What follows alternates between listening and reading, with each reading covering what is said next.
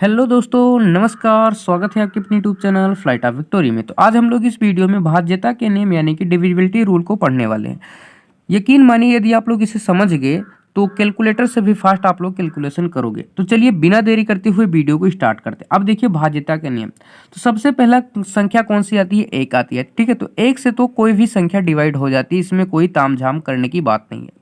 बात आती है दो की। अगर हमें कोई बड़ा नंबर दे दिया जाए और हमें ये चेक करने को बोला जाए कि क्या ये दो से पूरी तरीके से डिवाइड हो रहा है, तो आखिर उसे हम किस तरीके से चेक करेंगे, इसे ही हम लोग समझेंगे। ठीक है, अब यहाँ पर देखिए, मान लीजिए यहाँ पर संख्या दे दिया जाता है दो। ठीक है, कितना है? दो है। ठीक है, अब दो का हम लोग भाज्यता के नियम समझते हैं कि ये काम कैसे करेगा। मान लीजिए दो हमें दे दिया गया और कहा गया कि ये कोई भी संख्या दे दी जाए और कहा जाए कि ये दो से क्या पूरी तरीके से डिवाइड होगा या नहीं। तो सबसे पहले तो इसका एक नियम लिख लेना। नियम क्या है? जब कभी भी, क्या? जब कभी भी, यहां पर लिखता हूं क्या? जब कभी भी, ठीक है, कभी भी, ठीक है, दिया गया संख्या, दिया गया संख्या का इकाई अंक, ठीक है, क्या है? इकाई अंक। ठीक है, क्या?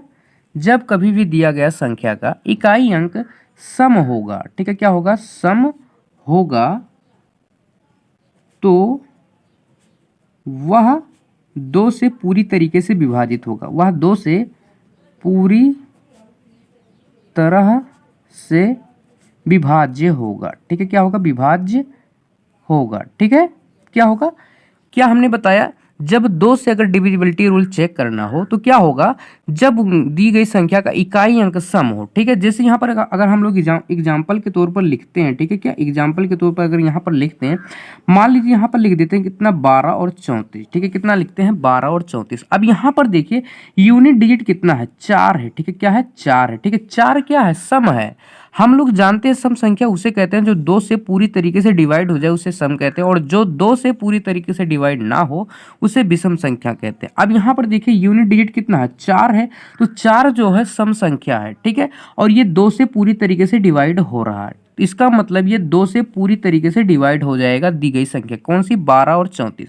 इसी तरीके से अब यहाँ पर अगर हम चेक भी कर लें तो यहाँ पर देखिए 12 है और 34 है। ठीक है, अगर इसमें हम दो से भाग करेंगे तो 2 छके 12। ठीक है, कितना?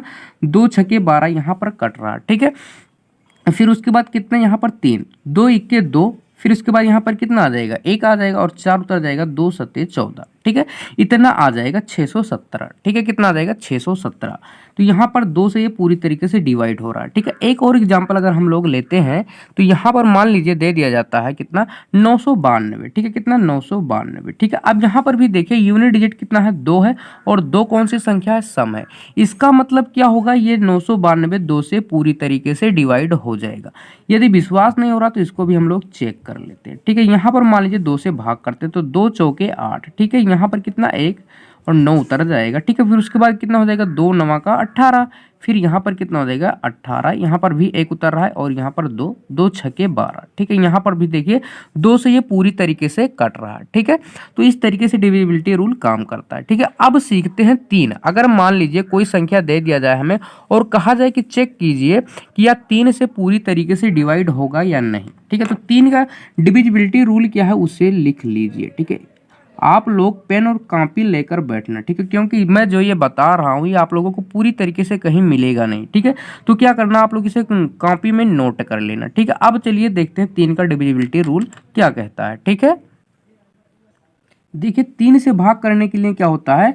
जब कभी भी, ठीक है, यहाँ पर हम लिखते हैं 3 से भाज्य होने के लिए, यहाँ पर लिखते हैं 3 से भाज्य होने के लिए संख्या का अंक, ठीक है, क्या? संख्या का अंक या फिर अंकों का योग। ठीक है, या फिर अंकों का योग। ठीक है, क्या होगा? अंकों का योग 3 से भाग होना चाहिए। ठीक है, क्या होगा?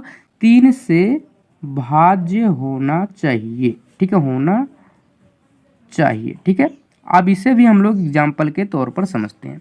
अब यहाँ पर मान लीजिए लेते हैं हम लोग एग्जाम्पल। ठीक है, क्या लेंगे? एग्जाम्पल। ठीक है, यहाँ पर मान लीजिए हम लोग ले लेते हैं एग्जाम्पल 12, 34 और 56। ठीक है, यहाँ पर क्या है? 3 से भाग होने के लिए जो है अंकों का क्या है? संख्या का अंक या फिर अंकों का योग। ठीक है, अब यहाँ पर समझना, यहाँ पर देखिए सबसे पहले हम लोग समझते हैं डिजिटल सम यानी कि अंकों का योग। ठीक है, अब यहाँ पर क्या होगा, डिजिटल सम क्या कहता है, इसको जोड़िए, 6 और 5 कितना हो जाएगा 11, 11 4 कितना हो जाएगा 15, 15 और 3 कितना हो जाएगा 18, 18 और 2 कितना हो जाएगा 20 और 1 कितना हो जाएगा 21।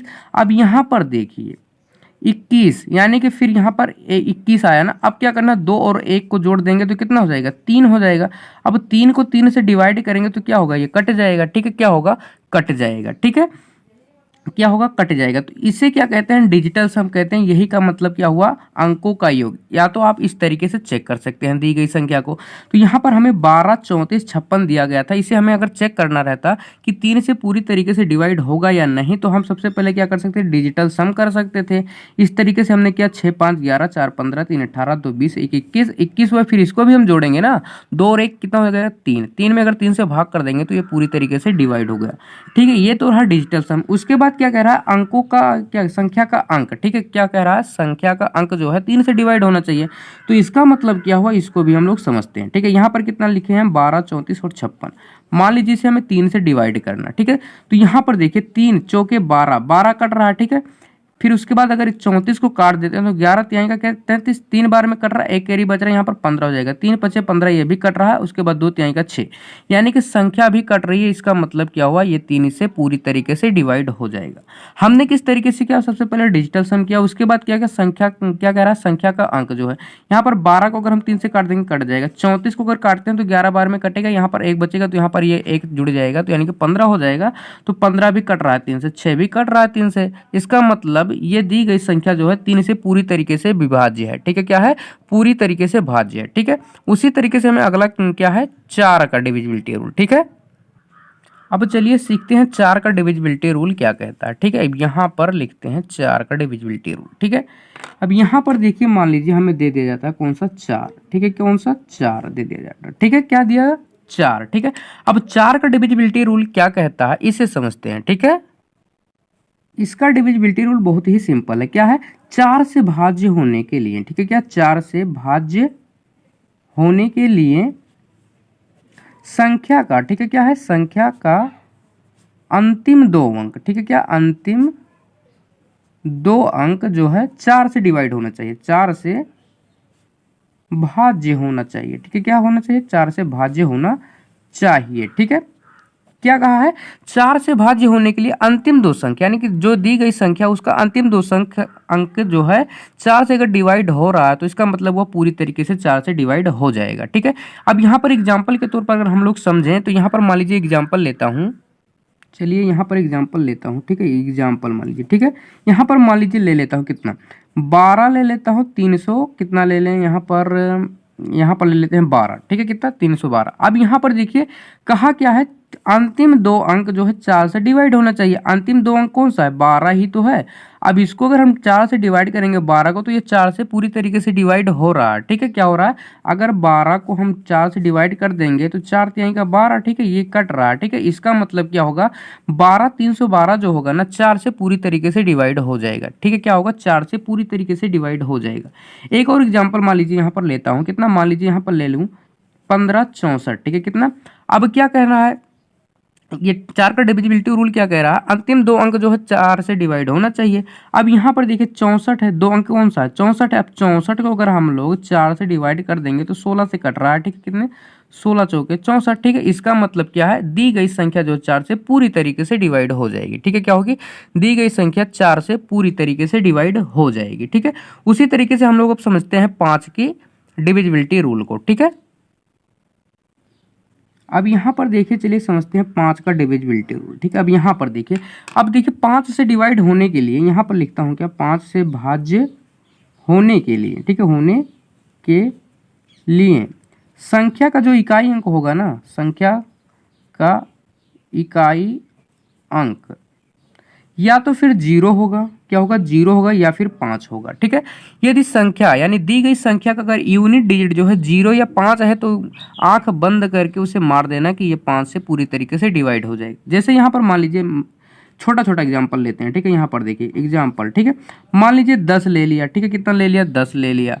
अब इसका यूनिट डिजिट कौन सा है, 0 है। यहाँ पर क्या बताया गया, अगर 0 यूनिट डिजिट है या फिर 5 है तो ये 5 से पूरी तरीके से डिवाइड हो जाएगा। अब यहाँ पर देखिए यूनिट डिजिट कितना है, 0। इसका मतलब ही अगर इसको हम 5 से डिवाइड करेंगे तो ये पूरी तरीके से डिवाइड हो जाएगा। उसी तरीके से मान लीजिए यहाँ पर 55 ले लेते हैं। अब यहाँ पर क्या कहा, यूनिट डिजिट जो अगर 5 है तो भी ये 5 से पूरी तरीके से डिवाइड हो जाएगा। अब यहाँ पर 5 से अगर डिवाइड करते हैं तो ये 11 बार में डिवाइड हो रहा है, ठीक है। उसी तरीके से मान लीजिए यहाँ पर 65 ले लेते हैं। यहाँ पर भी यूनिट डिजिट कितना है, 5 है। 5 से डिवाइड करेंगे तो ये भी कट जा रहा है, 13 5 65। यानी कि 5 से भाज्य होने के लिए उसका यूनिट डिजिट जो है 0 या फिर 5 होना चाहिए, ठीक है। क्या होना चाहिए, 0 या फिर 5 होना चाहिए, ठीक है। तो हमने आज